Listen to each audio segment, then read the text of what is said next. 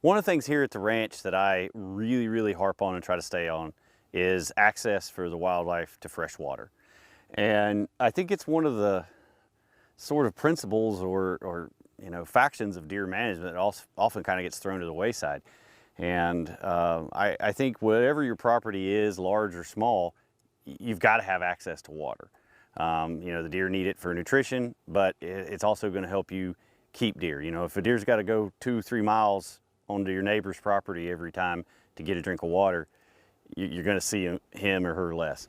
So this is a cattle trough. We have several of those, and of course it's great, when you've got a cattle ranch, so you've got the water for the cows and the deer. But we also use, we've got a couple of smaller little systems, and then we've got a pond we've been working on. And you go to that pond, you want to know how much it gets used. Walk around and look at the tracks going in and out of there.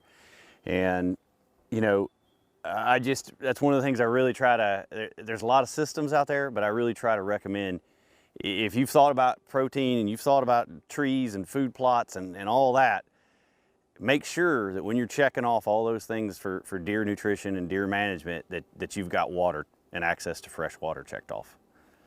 I think back to a property we used to be on. It was up getting into the borders of West Texas, and there went 18 months where there was 1/10 of an inch of rain.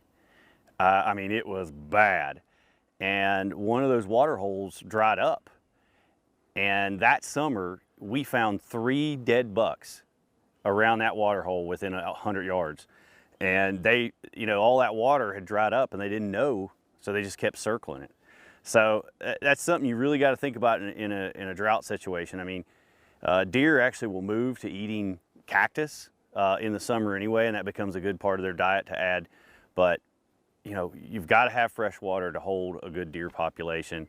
And whatever happens, I mean, you see all around here, I'm constantly plumbing because a cow steps on a pipe or whatever. But get on it, get you some water, make sure it stays there, and do whatever maintenance you have to do to make sure the deer have access to water.